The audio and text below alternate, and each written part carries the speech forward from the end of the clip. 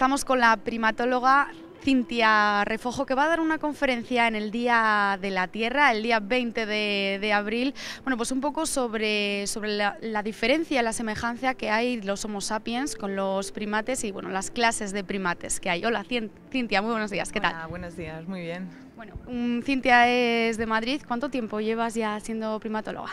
Bueno, yo estudié psicología y después comencé mi doctorado en primatología. Y bueno, en realidad yo actualmente me dedico a la divulgación principalmente. Y bueno, me apasiona el mundo de la primatología y sigo estando metida dentro de lo que puedo en este tema. Pero actualmente no investigo. Vamos a hablar un poco de lo que nos une y de lo que nos diferencia, en este caso con los grandes simios, que podríamos decir que son nuestros parientes vivos más cercanos, ¿no? Actualmente, con los que compartimos un pasado evolutivo más reciente. ¿Cuántas clases de primates hay? Bueno, clases de primates hay muchísimas, en concreto vamos a hablar de grandes simios hoy y entonces vamos a hablar de tres, vamos a hablar de los orangutanes, de los gorilas y de los chimpancés, y dentro de estos géneros cada uno tiene también varias especies. Si nos podías decir un poco la semejanza que tiene con los Homo sapiens. Bueno, semejanzas hay muchas. Durante mucho tiempo hubo cosas que se pensaban que eran, digamos, únicamente humanas. Y con los años y con estudios recientes hemos visto que no son tan únicas de nuestra especie, sino que otros grandes simios también tienen determinadas capacidades, ¿no? Un ejemplo de ello, por ejemplo, es el uso de herramientas, que durante mucho tiempo fue una definición de lo que era el ser humano, la fabricación y el uso de herramientas. Y ya hace más de 50 años Jane Goodall, que estudiaba los chimpancés en Tanzania, descubrió que ellos también usaban herramientas, que eran capaces de utilizarlas para facilitarse el acceso a los recursos. Y bueno, como esta hay otra serie de características que durante mucho tiempo hemos pensado que eran propias, como puede ser por ejemplo la capacidad de empatía, y últimamente estudios nos están demostrando que los simios ya poseen estas capacidades. Es un poco, bueno, la habilidad que tienen y también tienen mucha inteligencia, ¿no? Sí, exacto.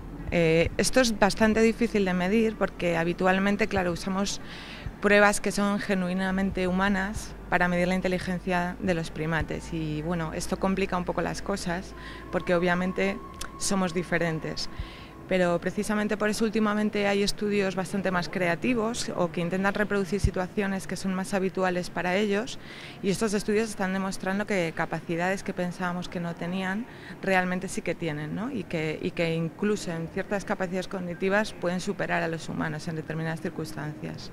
Los investigadores han aprendido a enseñarles determinadas tareas y hemos logrado que comprendan determinadas tareas con las que podemos hacer comparaciones directamente con los humanos, ¿no? Hay tareas de memoria, hay tareas de resolución de problemas, es decir, hay muchas tareas en las que hemos hecho comparaciones que habitualmente, como te decía antes, no es muy correcto hacer una comparación Homo sapiens con, por ejemplo, chimpancés o con gorilas, porque tenemos situaciones diferentes, pero incluso en el mismo paradigma experimental, con el mismo test, hemos visto que ellos a veces son capaces de hacer lo mismo que humanos, o como te digo, incluso hay algunos estudios en los que en ciertas pruebas nos pueden superar. Diferencias, está claro, es en el físico, pero no sé si hay más semejanzas que diferencias. Bueno, obviamente también hay diferencias, quiero decir, aunque tenemos muchas cosas en común y hemos tenido un pasado evolutivo común y aparte compartimos un porcentaje de nuestro ADN elevadísimo con ellos, obviamente también hay muchas diferencias, ¿no? Obviamente tenemos una capacidad cerebral muchísimo mayor. Una de las diferencias fundamentales es nuestra capacidad de lenguaje, porque aunque estos primates tienen comunicación y comunicación compleja, es incomparable, ¿no?, con lo que supone el lenguaje humano o con nuestra capacidad simbólica. Es decir, nuestra capacidad para el arte, para las matemáticas, para la física es algo que jamás va a conseguir un primate, ¿no?